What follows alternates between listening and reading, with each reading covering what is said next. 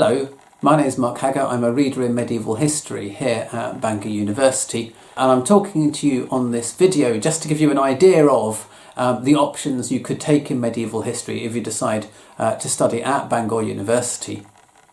So first of all, what is medieval history?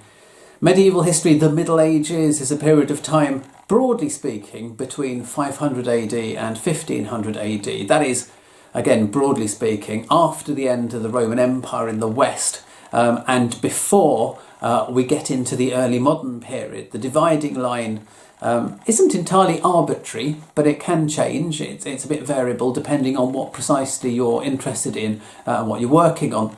So, for example, if you are a historian interested in the politics of England, the political history of England, then for you the Middle Ages would end in 1485 with the death of Richard III at Bosworthfield on the 22nd of August of that year and the coronation of Henry VII and the beginning of the Tudors. If you are a historian interested in religious or ecclesiastical history, then the time period is different. The Middle Ages for you would end in the 1530s at the time of the Horatian Reformation, when Henry VIII steps in, takes control of the church in England from the Pope, dissolves the monasteries, takes the land for himself, and so on. That sees the end of the Middle Ages for religious historians. It's different depending on the period you're studying, but broadly speaking, something like 500 to 1500. The Middle Ages is a fascinating period of history, a time of knights and monks, of castles and cathedrals, many of which are of course still to be seen in the environment around us today. It's a time of great ideological and intellectual change and development, a time of great competition between popes and emperors for supremacy in the west of Europe, between Christianity on one hand and Islam on the other. Typified, of course, in the various crusades that are launched in this period of time. It's where we can see the origins of our world today, of modern Europe. And because it's both familiar and distant to us, it's a great sort of area to consider when you're trying to think about how we got to where we got to in the 21st century, how Europe developed and why Europe developed along the lines it did. And it means as well that it's an opportunity to challenge our preconceptions, not just about the Middle Ages themselves and the people that lived in them and the way that they thought and lived, but a way to challenge our own world today in the present and to think about why we do the things we do and why we think the things we think. And Bangor is a great place to study the medieval period because of the environment that we are located in. We have medieval monuments from the 11th century, the Motte and Bailey castles at Rhuthlan, at Aberlleiniog on Anglesey.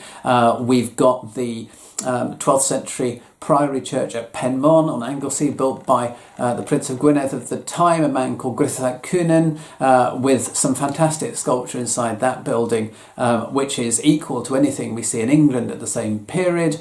We've got, of course, and most famously, the great Edwardian castles built by Edward I as part of his conquest of Wales at the end of the 13th century.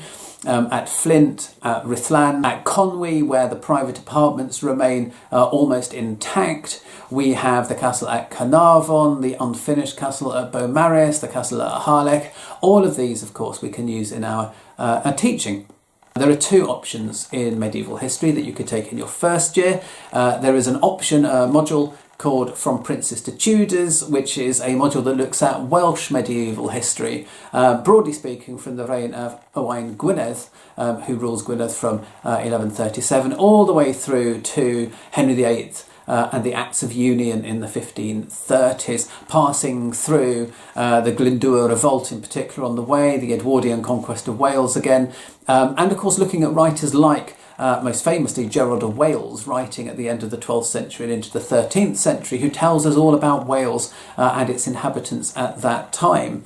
But although that module focuses on Wales in particular, it opens up a whole variety of issues of much wider implication and application. The way that people shape themselves, the way that conquest can mould nations and help to create a sense of identity. The intellectual developments that occur in Wales are just part of the intellectual developments that affect Western Europe in this period more generally. So there's lots that's generally applicable in that module. Similarly, The other medieval option in first year, which is called Monarchs, Monks and Miracles, Europe in the High Middle Ages, circa 1000 to circa 1250, that too aims at providing a broad introduction to this period of history, looking at some of the great sort of crises and issues and conflicts and events of the time. So things like the investiture contest, where we see popes and the Western emperors pitted against each other to see precisely who is supreme in Europe, who's going to have control over the church and its institutions. We look at the creation of the Kingdom of France, the creation of Germany. Very interesting contrasting situations there. France becomes much more centralised across the 250 odd years covered by the module. Germany remains as fragmented at the end as it was at the beginning. So very different trajectories for both of those countries, and we can think about why that happens. We look at the what used to be called the 12th century Renaissance, a sort of a general development in intellectual ideas across Europe in this period, and why that happens and why it happens when it happens. We look at some other individual areas and regions as well, so Norman Sicily, we look at the Crusades, we look at the Reconquista in Spain. Lots of different things, but joined together to give you a sense of what's going on in Western Europe in that period. Medieval rulers like Charlemagne were concerned to ensure that their clergy could read and write Latin properly, in part because it was essential to understand what somebody in one part of Charlemagne's empire was saying to somebody from another part of Charlemagne's empire. They had to be consistent, it had to be grammatically correct to ensure that mistakes weren't made. And so Charlemagne in particular set up an educational programme to ensure that his clerics should be properly schooled in that language. You, as students coming in to read for a BA in history or medieval and early modern history at Bangor, do not have to read Latin. Fortunately, these days, most of the key works, the narratives, even some of the other documents have been translated into English, and so you can simply read them in translation